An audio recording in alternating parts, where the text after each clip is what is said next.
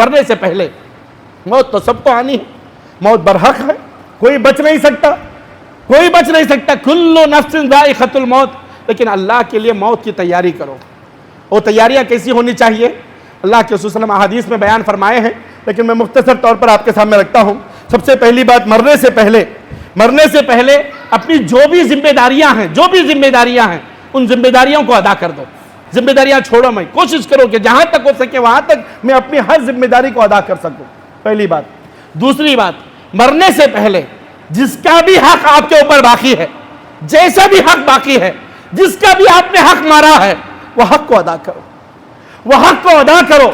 مرنے سے پہلے جس کو بھی آپ نے مارا ہے، ستایا ہے، تکلیف دیا ہے، پیسہ ہڑپا ہے، زمین ہڑپی ہے، کیسے بھی آپ نے اس کو ستایا ہے، تکلیف دیا ہے، اللہ کے لیے مرنے سے پہلے اسے معافی تلافی کر لو، معافی تلافی کر لو، اس کا حق اس کو دے کر کے ختم کر دو، ورنہ کل قیامت کا دن ہوگا، تمہاری نیکیوں کو دے کر کے تو اس کا حق کو ادا کیا جائے گا مرنے سے پہلے۔ دوسرا کام، جس کا جو بھی حق ہے اس کو ادا کرو۔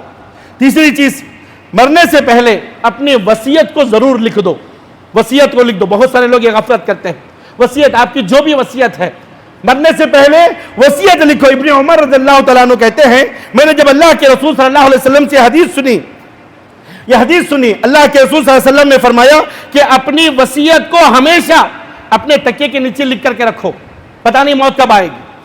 کیا فرمایا اللہ کے نبی نے؟ اپنی وصیت کو ہمیشہ اپنے تکیے کے نیچے لکھ کر کے رکھو، پتہ نہیں موت کب آئے گی۔ وصیت لکھنا چاہیے، لکھ کر کے رکھنا چاہیے۔ ابن عمر کہتے ہیں جیسے ہی میں نے اس حدیث کو سنا، میں نے فوراً اپنی وصیت اس کو لکھ کر کے رکھ دیا۔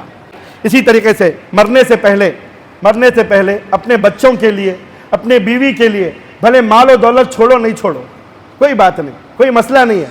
اللہ تبارک و تعالی ہر بچے کو، ہر عورت کو، ہر انسان کو اس کے زندگی، اس کے حق، اس کے اللہ تبارک و تعالی عطا کرے گا۔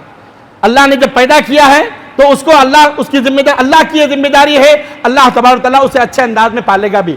لیکن کم سے کم مرنے سے پہلے اپنی اولاد کو اس قابل بناؤ، اپنی اولاد کو اس قابل بناؤ کہ تم مر جاؤ تو وہ تمہارے خبر پر کھڑے ہو کر کے تمہارے لیے دعا استغفار کر سکے۔